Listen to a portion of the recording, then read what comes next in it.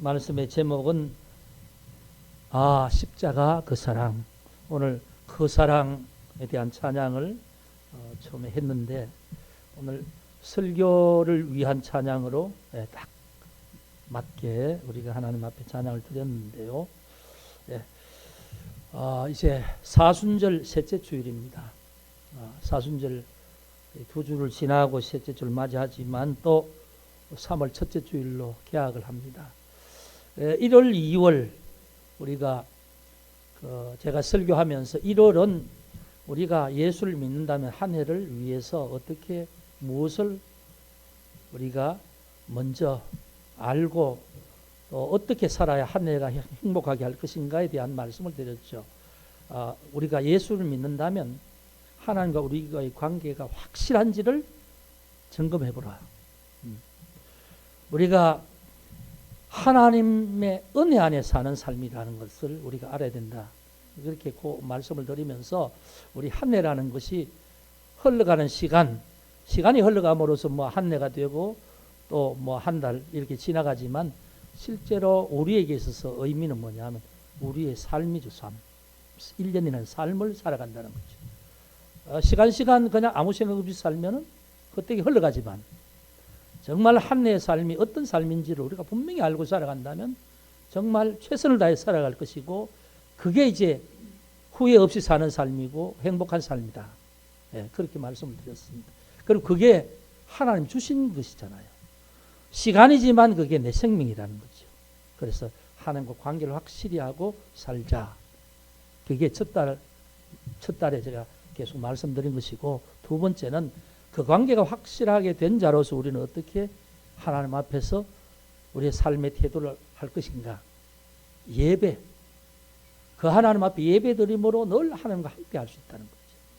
그리고 하나님이 하신 말씀, 구약 성경에 하신 말씀이 오늘 내게 하신 말씀으로 늘 우리는 하나님의 음성을 듣고 살아야 된다. 그리고 우리는 순종의 삶을 사는 것이다. 그리고 예배가 하나님 앞에 공예배가 있지만 또 개인적으로 드리는 사적 예배가 있고 그리고 또 우리의 삶이 로마서 12장에 말씀하는 것처럼 우리의 몸을 거룩한 산제물로 드리라. 이것이 하나님 기뻐하시는 산제물로 드리는 이것이 예배다. 영적 예배다. 이런 말씀하죠. 그래서 그것이 예배라면 우리의 삶 전체가 하나님 앞에 드려지는 예배라는 거죠. 정해진 시간에 찬송하고 기도하는 예배도 있지만 삶을 통하여 드리는 예배도 있다. 거룩한 산제물로. 근데 그게 뭐냐 하면 하나님의 말씀을 따르는 순종의 삶이라는 거죠. 그러니까 순종은 뭘 한 가지가 아니고 하나님의 음성에 대해서 나를 내려놓고 하나님을 대하면서 살아가는 삶의 여정이 이게 순종이라는 거죠. 그래서 그렇게 살 때 1년이 하나님 앞에서 의미 있는 삶이 될 것이다. 그러니까 하나님을 믿는 자는 그게 행복이다. 그래서 매일매일 하나님 말씀을 듣고 매일매일 하나님 앞에 뜻을 정하는 거죠. 다니엘처럼.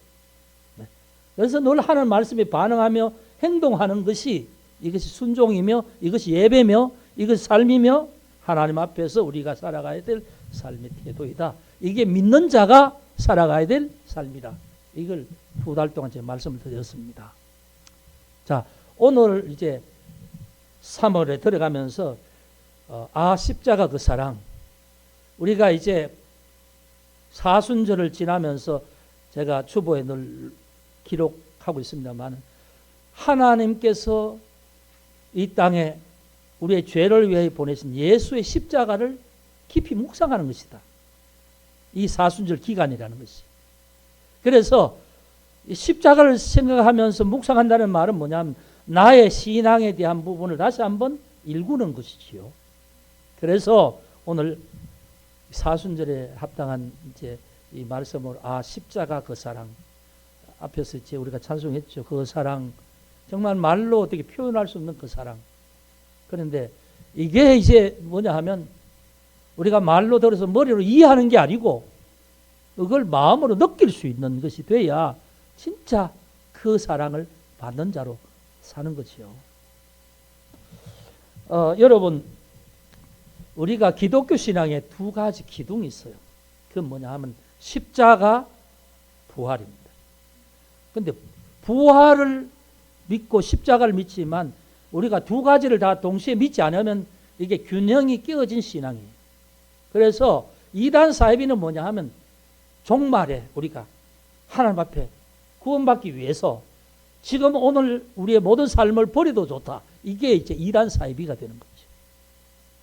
그리고 거기에서는 십자가는 필요 없고 우리의 어떤 그 위에서 죽으신 예수님 필요 없고 우리가 예수로 인하여 부활하는 것만 추구하기 때문에 이제 그것을 위해서 이 땅의 모든 걸 버린다는 거죠. 그게 뭐냐면 이단입니다. 이단. 그리고 예수가 십자가 예수님이 곧 재림하실 예수, 이 예수님이 같은 분이잖아요. 우리 신앙 고백할 때 십자가에 죽으시고 하늘에 올라가셨다가 다시 그분이 이 땅에 재림하시는 거죠. 이게 우리 신앙 고백이지요. 그런데 그걸 이제 믿지 않고 누구를 믿냐면 이만희를 믿는 게 신천지죠. 이만희. 이만희가 재림 예수라는 겁니다. 그 보통 우리들에게 뭐 이만희가 재림 예수를 하지 않죠. 그냥 총회장이라고 그렇게 말하죠. 근데 거기에 들어가서 이제 계속 하다 보면 이만희가 재림 예수라는 겁니다. 그래 이만희를 위해서는 다 포기할 수 있다는 거죠. 이게 잘못된 겁니다. 그래서 우리는 하나님 앞에 바른 신앙을 가짐과 동시에 참된 믿음을 가지기 위해서는 오늘 이 말씀 제가 드린 말씀에서 십자가를 통하여 우리에게 주신 사랑을 느끼고 그걸 믿음으로 받아들이고 그것에 대해서 하나님의 은혜에 대해 감사드리고 이런 우리의 어떤 영적인 우리의 마음 깊은 곳에 있는 고백이 분명해야 될 줄 믿습니다. 예, 이런 것이 있기 때문에 오늘 이 말씀을 드리고 바로 십자가에 대한 말씀을 우리가 함께 보아야 되는 것입니다. 그래서 십자가 사건은 나를 위한 하나님의 은혜의 사건입니다. 2000년 전에 되어진 사건인데 시간적으로 보면 나는 구경도 하지 못한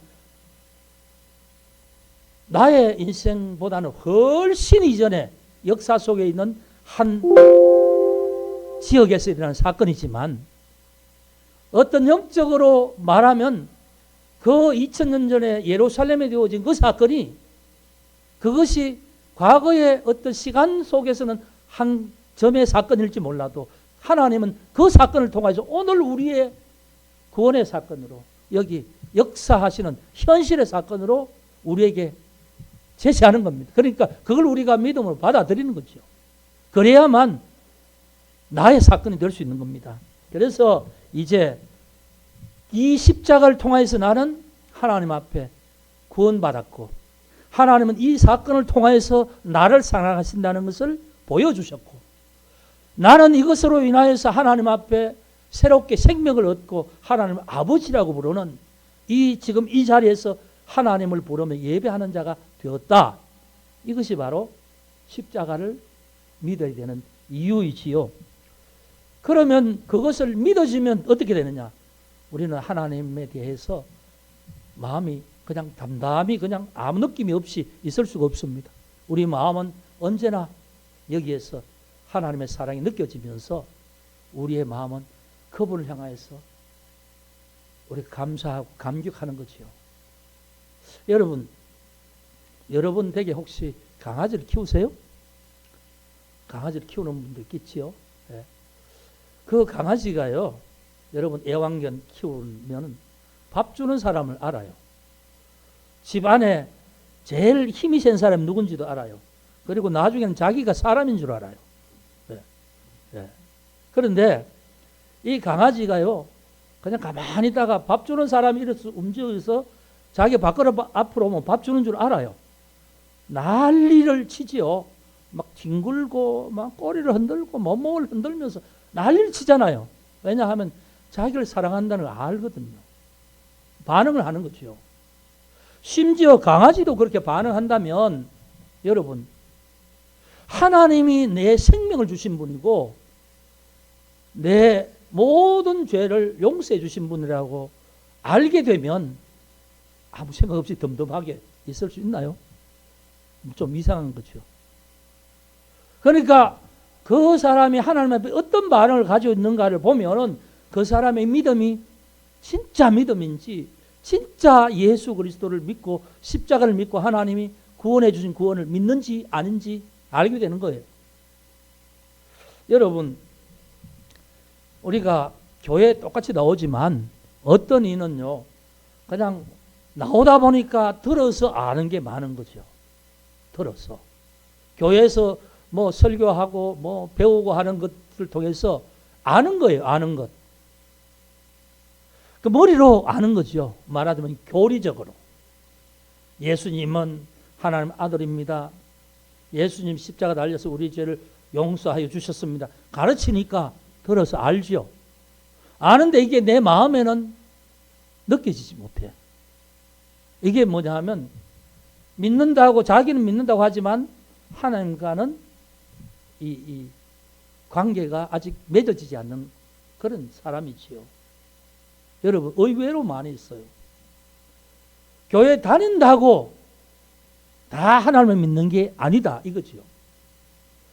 그런 분들은 어떤 형태를 나타내냐 하면 교회에 나가는 거예요. 예배 드리는 거예요. 그리고 그렇게 교회 생활을 하는 거죠. 하는데 자기의 삶은 뭐냐 하면 내적으로 하나님을 느끼는 삶이 아니라 어떤 외부적으로 어떤 교회 모임에 그냥 어울려서 사는 거죠.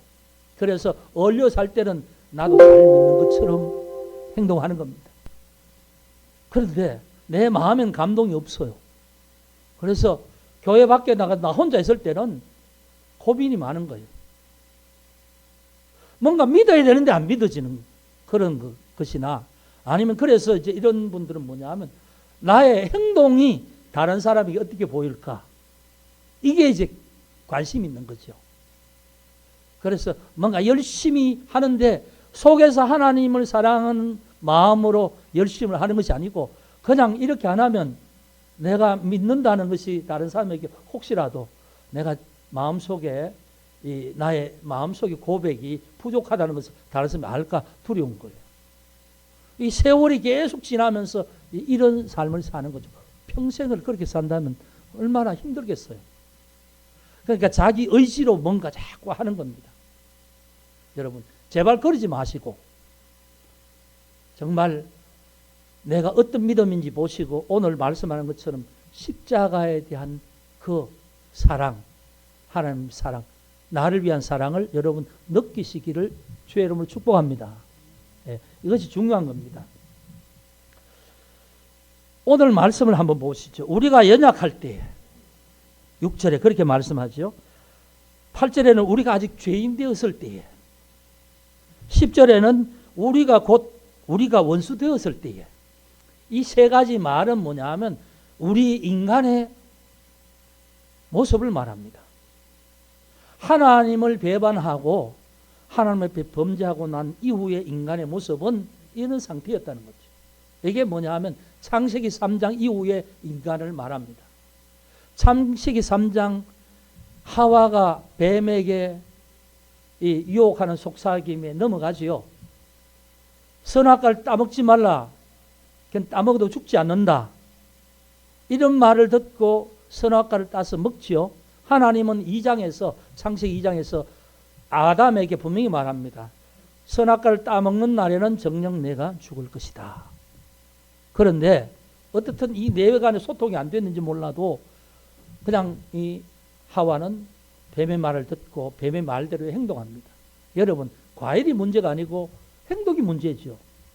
하나님은 먹으면 죽는다고 하셨고 그 하나님이 자기를 지으신 분이시고 자기에게 생명 주신 분인데 어떤 존재가 나타나서 하나님은 가짜다, 먹어도 안 죽는다 하니까 그걸 보고 그 말을 듣고 그의 의도대로 따라갑니다. 그러니까 이 믿는다는 건요, 말로 믿고 안 믿고 이게 아니라 행동으로 하는 자체가 믿고 따라가는 거지요. 네. 그래서 하와는 마귀의 말을 신뢰하고 따르게 됨으로 하나님과 원수가 됐지요. 이게 창세기 3장에 말하는 최초의 인간이 범죄한 거예요. 그리고 그 범죄한 인간 하나님 앞에 원수가 되어서 하나님과 함께 살지 못하니까 그들은 하나님 앞에서 그 동산에 쫓겨나게 되죠. 그게 창세기에서 말하는 인간 원래 범죄하고 타락한 과정을 그렇게 묘사합니다. 그 이후에 어떻게 되느냐? 하나님과의 관계는 끊어지고 마귀와의 관계가 이제 연결되어서 마귀가 이끄는 대로 그 내적으로 영적으로 부패하여서 그렇게 행동하는 겁니다. 죽음을 두려워하면서도 죽음의 일을 행하고 불안하고 두려워하고 공포에 가득 쌓여서 그렇게 살아가는 일생이죠. 그래서 로마서 3장에서는 그렇게 말합니다. 의인은 없나니 하나도 없다. 모든 사람이 죄를 범하였으니 그들에게 주어지면 사망이다. 이 말씀을 로마서 3장에서 말씀하고 있죠. 예. 자, 그런 존재가 누구냐? 저와 여러분이라는 거죠. 저와 여러분, 우리들. 그런데 그런 우리들에게 하나님께서 불쌍히 여기심, 자비하심으로 인하여서 그들 중에 하나님께서 구원하실 자를 택하시고 오늘 하나님 행하신 일이 있다는 겁니다. 이 말을 오늘 로마서 5장에 말씀하고 있습니다. 우리는 죄로 가득 차 있을 때에, 죄인이었을 때에, 우리가 연약해서 늘 삶 속에서 실패하고 넘어지는 존재로 살아갈 그때에, 바로 그때에 하나님께서 그리스도를 통하여서, 여기 6장의 6절에 보면 그리스도께서 경건치 않은 자를 위하여 죽으셨다. 그리스도께서 죽으셨다. 무엇 때문에? 경건치 아니하는 자, 연약한 자를 위하여. 8절에는 우리가 죄인 되었을 때 그리스도께서 우리를 위하여 죽으셨다. 그것을 통해서 하나님은 우리를 위해서 그 사랑을 확실히 보여주셨다. 그의 사랑을 확정시켜 주셨다. 그렇게 말씀하죠. 10절에도 그의 아들의 죽으심으로 말미암아 하나님과 화목하게 되었다. 이 그리스도가 죽으셨다. 왜? 죄인을 위하여, 너희를 위하여, 하나님의 원수된 자를 위하여 죽으셨다. 예수가 죽으셨다는 겁니다. 그리스도, 하나님의 독생자가 죽으셨다. 근데 그 죽으심을 여기서는 표현하고 있지 않지만 간접적으로 표현합니다만 어떻게 죽으셨다는 것을 복음서에서 말씀하죠. 십자가에서 피 흘리시고 돌아가셨다. 그걸 그렇게 말씀하죠. 그런데 이 사건이, 그리스도께서 죽으신 사건이 저와 여러분을 위한 사건이었다는 겁니다. 여러분 믿습니까? 예? 나를 위해서 죽으셨다 믿어요? 이게 믿어져야 되는 거죠. 나와 상관없는 것이다 이렇게 생각할 수도 있죠. 이게 안 믿어지면 참 괴로운 겁니다. 앞에서 말씀드린 것처럼. 그래서 오늘 우리 사순절에 다시 한번 생각해야 될 것이 바로 십자가에 죽으신 예수 그리스도, 이것을 우리 다시 한번 상기해보고 나의 믿음은 어떤 믿음이냐라는 거죠. 우리 기독교의 두 가지 기둥 중에 빼놓을 수 없는 십자가의 사건, 이것이 나의 사건으로 내가 믿어지느냐, 이게 중요한 것이라는 겁니다. 여러분, 이제 지금 날씨가 좀 봄이 될 듯 하다가 또 추위가 찬바람이 불고 기온 내려갔는데, 얼마 전에 제가 이렇게 이 건교에 나갈 그런 기회가 있어서 보니까 밭에는 전부 농사질 준비를 다 했더라고요. 다 농부들이 밭에 트랙터를 갖다 놓고 이제 뭐 어떤 데는 뭐를 심으려고 그런지 몰라도 벌써 이제 물을 채워 넣고 막 그 트랙터인가요? 그것으로 막 그렇게 하고, 밭에는 그런 무더기를 군데 갖다 놓고요. 또 그걸 이제 흩어서 밭을 다 이렇게 일구더라고요. 여러분, 왜 그럴까요? 농부들이 농사 짓고 겨울에 묵혀두어서 이제 딱딱해진 그 땅을 갈아엎는 거죠. 왜요? 부드럽게 해서 다시 곡식을 심기 위해서 아닙니까? 여러분, 사순절이 뭡니까? 영적으로 우리의 심령의 밭을 뒤집어 엎는 기간이에요. 무엇으로요? 하나님 앞에 생명으로 살기 위해서. 다시 뒤집는데 무엇을 우리가 이 뒤집으면서 무엇을 심어야 될 것인가? 우리 믿음을 심어야 되죠. 근데 그 믿음으로 심는 그 중에 가장 중요한 게 뭔가? 바로 십자가의 예수 그리스도를 우리가 그 십자가의 사건을 우리가 우리의 심령에 심어야 되는 거예요. 여러분, 이렇게 이제 우리가 하나님 앞에 죄인으로 서 있을 때 하나님께서 우리에게 대한 사랑을 보여주시려고 예수님을 이 땅에 보내주셨다. 여러분, 제가 드린 말씀은 어려운 거 하나도 없죠. 다 지금까지 듣고 보고 또 그렇게 믿었던 거죠. 다시 한번 생각해 보는 겁니다. 뭐 어려운 거 없어요. 그런데 여러분, 이게 남의 사건이 되면 안 됩니다. 뭐 들어서 아는 정도가 아니라 내 마음에 고백되는 사건이 되어야 된다는 말씀이죠. 여러분 한번 생각해 보세요. 경건치 않은 자, 여러분 지금 우리가 뭐 지금 예수 믿는다고 경건합니까? 그렇진 않지만 믿기 전에는 더 악한 모습으로 우리 스스로 우리의 모습을 보면 가망 없는 그런 존재였다는 거죠. 18절에 보면 죄인 되었을 때에 그렇게 말씀하죠. 죄인 되었을 때에.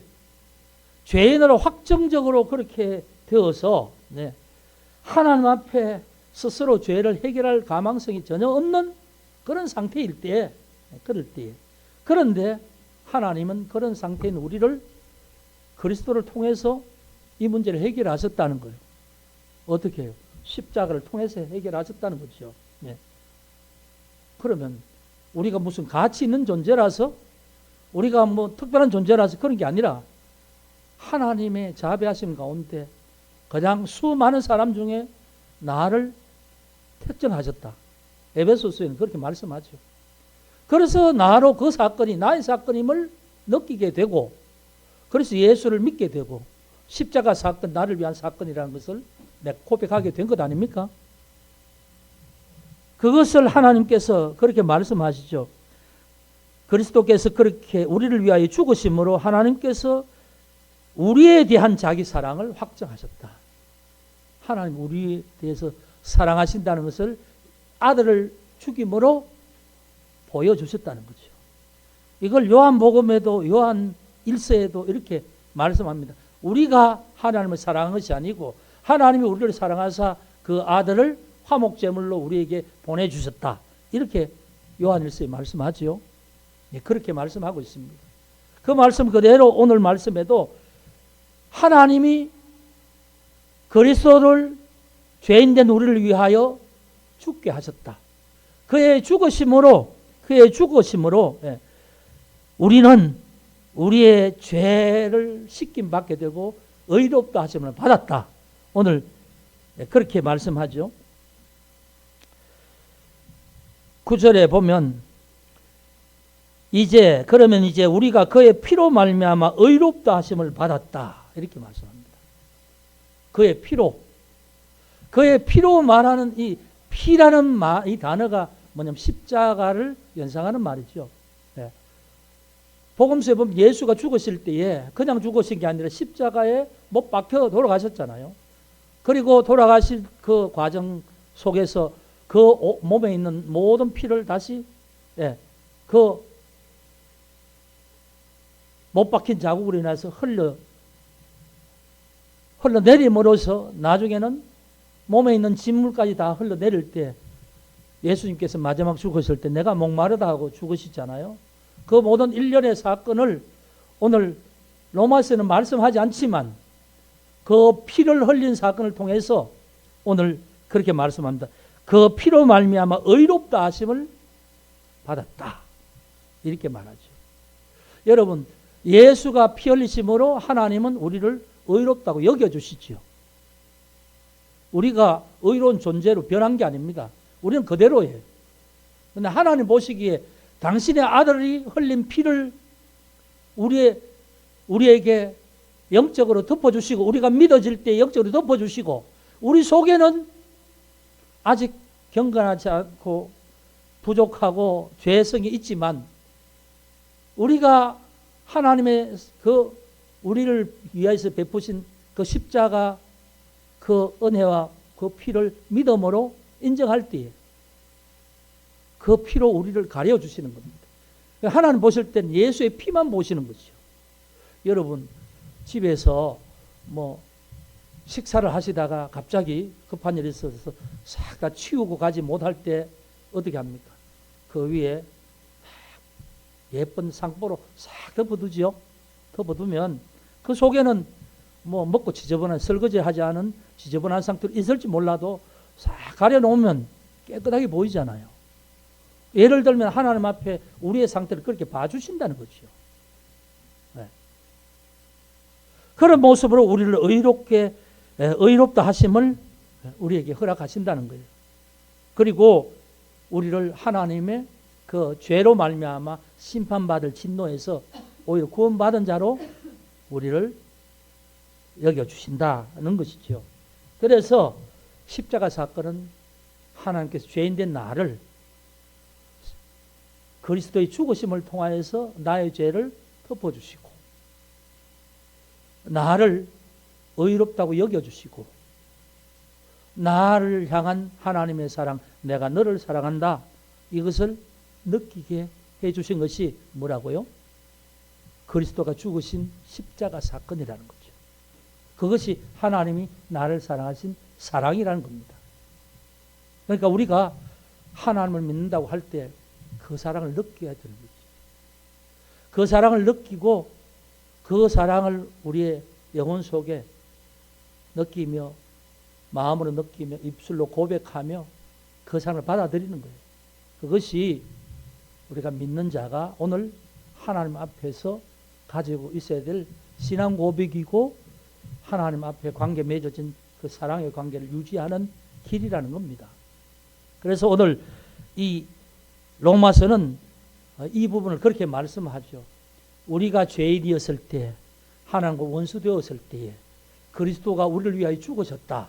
그런데 그냥 그리스도가 죽으신 것이 아니라 하나님이 보내심으로 우리를 죄인된 우리를 사랑하셨다는 증거로 보여주시고 확인시켜 주셨다는 거예요. 그러니까 하나님이 너를 사랑한다고 하면서 예수를 십자가에 못 박고 너는 이제 예수의 피 때문에 너의 죄를 다 덮어준다는 이 사실을 인정하고 받아들이라는 겁니다. 받아들이는 것이 믿음이라는 것이요. 사순절은 그걸 다시 한번 우리의 마음속에 상기하고 다시 한번 회복하고 느끼는 계절이라는 것이 바로 사순절이라는 것이지요. 자, 그러면 이렇게 해서 하나님과 함께 이 죄사함을 받고 의롭다 하심을 받았으면 이제 그 결과가 뭐냐면 9절, 10절, 11절에 그 결과를 말하고 있습니다. 10절에 보면 그의 아들의 죽으심으로 말미암아 하나님과 화목하게 되었다. 예수를 믿음으로 하나님 나를 사랑하신다는 것이 나에게 보여주신 것을 내가 믿어지면 뭐냐 하면 하나님과 원수됐던 것이 화해가 되는 거죠. 하나님과 원수됐다는 것은 내가 죄를 짓고 하나님 앞에 얼굴 들지 못하는 모습이 그것이 원수된 관계고 하나님과 관계가 깨어진 것이죠. 그런데 아들의 죽으심으로 말미암아 하나님이 우리를 죄인으로 보지 않으시고 예수의 보혈로 덮으심으로 죄를 씻으심으로 의롭다고 여겨주시니까 이제 하나님과 가려진 것이 없지요. 하나님과 가려진 것이 없으니까 하나님 앞에 당당히 하나님 앞에 서는 거예요. 하나님을 당당하게 부르는 거예요. 하나님 아버지라고 부르는 겁니다.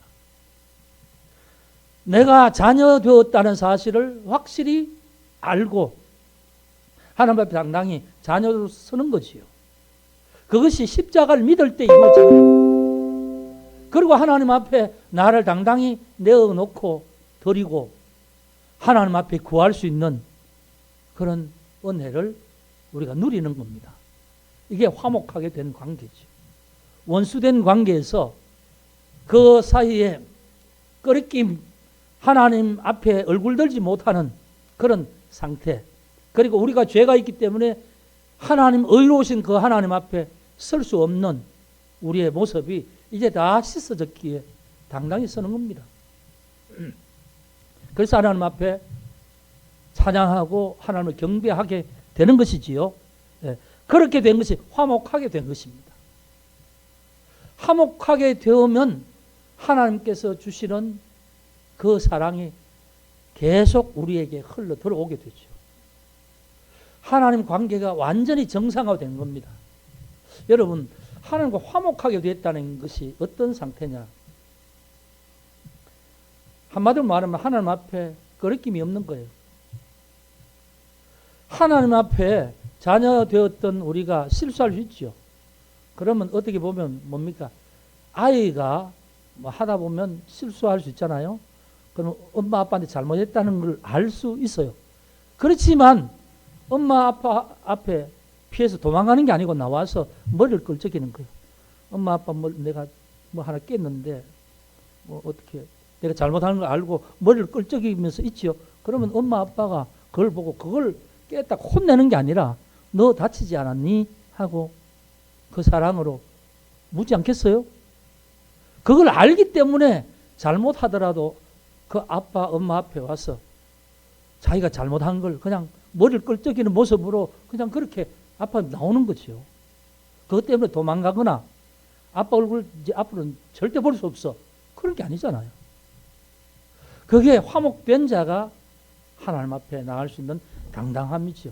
그러면 하나님 앞의 관계가 바로 하나님의 은혜를 알고 사랑을 알고 나도 하나님 그 하나님을 사랑하는 이 관계가 회복되면 어떻게 되냐면 우리가 완전히 자유하게 돼요. 우리가 회복하게 돼요. 여러분, 하나님 앞에 회복되고 하나님의 이 사랑을 알고 관계가 완전하게 된 사람은 이 땅에 살아가는 모든 삶 속에서 자유하게 됩니다. 하나님과 관계가 회복된 사람은 자기와 자기 속에 있는 자아와 이게 화목하게 돼요. 여러분, 우리가 상담학적으로 보면 뭔가 상처를 받고 있는 사람, 그 다음에 뭐 이렇게 보면 심리적으로 뭐 문제가 있는 사람은 그 사람 안에 또 다른 사람이 있다고 하잖아요. 또 다른 그가 있다고 하잖아요.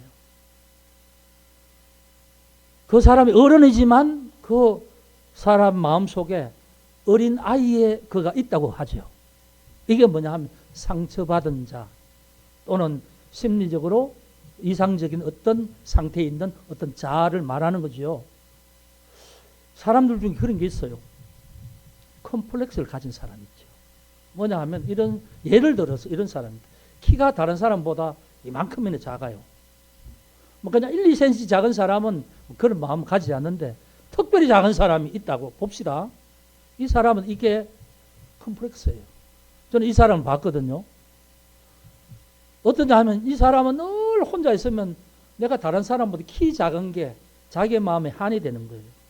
그러니까 이게 다른 사람에게 그걸 보이기 싫은 거죠. 그래서 이 사람은 이 상처와 컴플렉스가 어떻게 나타나냐면 신발을 신는데 보통 신발을 신는 게 아니라 이만큼 높은 신발을 신어요. 그리고 걷는데도 키를 좀 크게 보이기 위해서 이 걷는데 이제 이렇게 걷는 거예요. 이렇게 뒤꿈치에서. 그런 사람 봤어요. 왜? 그 사람 행동은 벌써 뭐냐면 자기가 키 작다는 걸 의식하고 이게 자기 상처가 되고 다른 사람에게 이걸 보여주기 싫어하기 때문에 어떻게 하든지 이걸 이제 자기는 그렇게 하려고 하는데 저희는 그걸 보면 알거든요. 아, 저 사람은 키 작다는 게 자기 스스로가 큰 컴플렉스구나. 그래서 키 큰 사람 보면 질투심이 나는 거예요. 겉으로 안 그렇지만 마음으로 나는 왜 이러나. 그리고 저 사람이 키 커서 다른 사람 앞에서 막 자신감 있게 하면 그게 질투가 나는 거예요. 그게 뭐냐면 자아 속에 자기가 가지고 있지 않는 결함으로 인하여서 생긴 컴플렉스 상처가 그렇게 나타나는 거예요. 어릴 때 사랑받지 못한 사람 있죠. 그런 부모의 사랑을 받지 못했든지 인정받지 못한 사람은 인정받기 위한 어떤 욕구가 이 속에 있어요. 상처로. 그것 때문에 다른 사람이 자기를 집중해 주지 않으면 뭔가 막 힘들어. 그래서 애들이 그럴 때는 자기에게 주의를 집중하기 위해서 막 이상 행동을 하죠. 그게 뭐냐 하면 채워지지 않는 욕구 이겁니다. 어른이 됐다고요. 어른도 마찬가지예요. 그게 채워지지 않은 사람은 성격이 괴팍해요. 이 만나는 가운데 어떤 관계가 맺어지면 자기만 좋아해 주길 원하는 거예요. 그 사람이 다른 사람하고 좀 친하게 지나면 질투가 막 이렇게 나는 거예요. 그 사람하고 끊으려고 하는 거예요. 그 사람이 다른 사람하고 친한 걸 끊고 나만 사랑해 주기를 원하는 것이 뭐냐 하면 사랑에 결핍된 자아가 있는 사람이죠. 이런 사람들이 있잖아요. 그리고 은근히 자기가 잘난 척하고 자기를 봐주기를 원하는 이런 것 전부 다 정신적인 결핍에서 나오는 거예요. 그런데 이게 뭐냐 하면 자기가 자아를 인정하지 못하는 거예요. 자기와 자아가 화목하지 못하니까 인정을 못하는 거죠. 그런데 하나님을 만나면 해결이 다 돼요. 하나님을 만난 자는 어떻게 되냐 하면 이런 겁니다. 하나님이 나의 모습 이대로 사랑한다. 불구라 하더라도 하나님이 나의 모습 이대로 사랑하니까 당신이 나를 어떻게 보든 난 아무 상관없다는 거예요. 그러니까 나는 그냥 자신 있게 나의 모습 그대로 살아가는 거예요. 내가 나의 모습 이대로 인정하면 이게 참 삶에 이 편안이 있는 거죠. 내가 나로 인해서 고민하고 이 어떤 해결되지 않는 그런 문제, 나의 어떤 컴플렉스를 가지고 늘 가지고 있으면 이 사람은 늘 아파요. 늘 괴롭고 늘 힘들고 아픈 거죠. 그런데 하나님과 화목되게 되면 하나님이 나의 모습 이대로 나를 사랑하신다. 이런 사람은 당당한 거예요. 이게 소위 말하면 내가 내적으로 이렇게 채워진 사람은 외적으로 자유한 거예요. 남이 뭐라고 하든지 아무 상관없어. 이런 사람이요. 그 다음에 타인과 나의 관계도 건강하게 되는 거예요. 왜냐하면 그 사람 있는 그대로 받아들일 수 있는 준비가 되는 거예요. 어떤 사람을 볼 때 그 사람이 돈이 많다고 내가 주눅든 것도 없고 그 사람이 잘났다고 해서 내가 그렇게 하는 것도 없고 그 사람이 어떤 사람이 나보다 못해서 막 아파하는 것도 그냥 그대로 받아들이는 거예요. 그래서 저 사람이 힘들구나, 어렵구나, 아파하는구나, 저 사람의 영혼에 뭔가 상처가 있구나, 이걸 아는 거예요. 하나님을 만난 사람은 그 사람도 품어줄 수 있고요, 자기 자신도 인정할 수 있고, 이 사람에게는 아무 문제가 없어. 자기보다 나은 사람은 참 축하할 수도 있고. 여러분, 사람들이요 제일 힘든 게 뭐냐 하면 나하고 비슷한 또래 내 친구들 중에 특별하게 잘난 사람이 있으면 시기 질투가 막 나거든요. 근데 그 사람을 진짜 사랑하고 그 사람을 축하해 줄 수 있으면 진짜 그 사람은 건강한 사람이에요. 이게 어디서 나오느냐 하면 하나님과 관계가 회복된 사람. 그래서 제일 우리가 해결해야 될 문제가 뭐냐 하면 우리의 문제를 해결하기 위해서 몸부림치는 게 아니고 하나님과 만나는 거예요. 하나님을 만나는 건 뭡니까? 하나님의 십자가 사랑을 믿는 것이요. 하나님의 십자가를 통해서 내가 너를 사랑한다는 이 음성과 메시지를 내가 마음으로 느끼고 내 영으로 느껴서 내 하나님 앞에 내가 자녀됨으로 당당히 설 수 있고 하나님의 이름을 부르며 찬송할 수 있고 예배드릴 수 있는 사람은 그 사람은 바로 하나님의 은혜를 입고 살아가는 사람이지요. 바로 이게 뭐냐 하면 십자가 그 사랑 입은 자들, 그 사랑을 아는 자들, 바로 그것을 위해서 하나님은 예수님을 보내셨고 십자가에 죽으심으로, 그래서 우리가 죄인 되었을 때 그가 죽으심으로 그가 흘리신 피로 우리의 죄는 씻김 받고 우리의 죄는 덮임 받고 하나님 앞에 자녀로 서게 되었다. 이게 우리가 믿어오는 기독교의 신앙의 핵심 아닙니까? 이게 다른 게 아니라 핵심인데, 여기에서 우리가 직면할 때에 그러면 예수의 죽으심이 나를 위한 죽으심이 맞는가? 내 영혼의 고백과 입술에 내 마음에 받아들임으로 해서 받아들이는 상태가 믿음이죠. 믿음. 하나님을 믿는 것이고 하나님의 사랑을 받아들이는 것이고, 이로 말미암아 나는 새롭게 되는 것이고 새롭게 된 생명을 얻은 자로서 나는 나의 생명이신 하나님 앞에 늘 함께 기쁘게 나아가는 것이고, 그 하나님 말씀을 들으면서 오늘을 살아가는 것이고, 그 십자가를 믿음으로 오늘 하나님 살아가는 삶으로 인하여서 주의 부활하심으로 하나님 앞에 장차 하나님 앞에 내 인생이 끝날 때 부활의 모습으로 하나님 앞에 서리라. 이게 소망 아닙니까? 이게 기독교의 소망 아닙니까? 부활은 내가 지금 부활이 되는 것이 아니라 하나님께서 정하신 때 내가 하나님 앞에 서는 날 부활이 이루어지는 거예요. 그러니까 내가 지금 답답해야 할 이유가 없죠. 부활을 위해서 종말에 내가 어떻게 될까 하면서 이단 사이비가 말하는 거기 가서 내가 그렇게 할 이유가 없는 거예요. 오늘 여기에서 그 사랑을 느끼며 사는 거예요. 네. 그래서 우리는 그 사랑을 입은 자입니다. 그리고 그 사랑을 입은 자가 하나님 앞에 평안을 누리는 거예요. 이 사람이 하나님 나라를 살아가는 거예요. 내 영혼 속에 하나님이 죄인이었던 나를 예수의 피로 의롭다 여겨주시잖아요. 그래서 성령이 늘 우리에게 그렇게 말합니다. 너는 하나님의 백성이다. 하나님의 아들이다, 딸이다. 이걸 늘 느끼게 하는 거예요. 그래서 하나님의 나라는 먹고 마시는 것이 아니다. 로마서 14장 17절에서 말씀하죠. 하나님 나라는 먹고 마시는 것이 아니요. 성령으로 우리를 하나님 앞에 의와 평강과 희락으로 우리를 살아가게 하는 것이 바로 하나님 나라를 사는 것이다.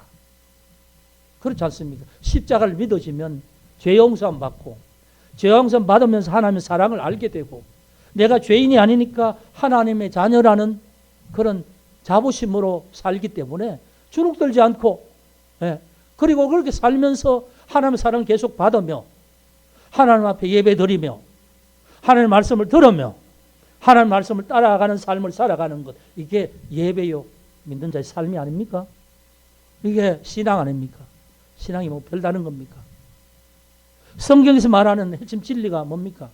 하나님을 믿는다는 게, 보이지 않는 하나님을 우리가 믿는다는 게 뭡니까? 하나님의 사랑으로 보내신 예수를 받아들이고 믿는 것 아닙니까? 그 사건이 바로 내 죄를 사하신 하나님 은혜의 사건 아닙니까?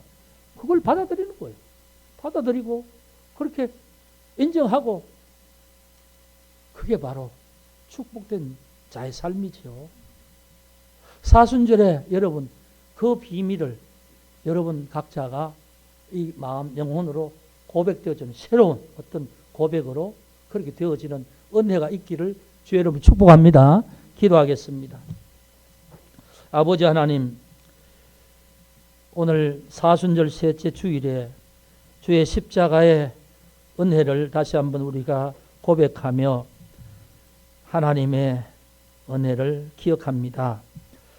우리가 죄인 되었을 때, 원수 되었을 때, 그래서 늘 연약할 때에 그리스도가 우리를 위하여 죽으심으로 하나님의 사랑을 보여주시고 이제 하나님과 화목하게 하시고 이제 화목하게 되어서 주 안에서, 예수 안에서, 하나님 안에서 즐거움으로 살아가게 하심을 감사합니다. 하나님, 이 사순절에 이 십자가의 사랑을 느끼게 하시고 즐거움으로 살아가게 하옵소서. 나의 믿음의 삶이 올해의 이 사순절 이 십자가의 사랑으로 인하여 이전과 다른 특별한 하나님의 은혜의 계절이 되게 하여 주옵소서. 하나님 함께해 주심을 감사합니다. 예수 그리스도 이름으로 기도합니다. 아멘.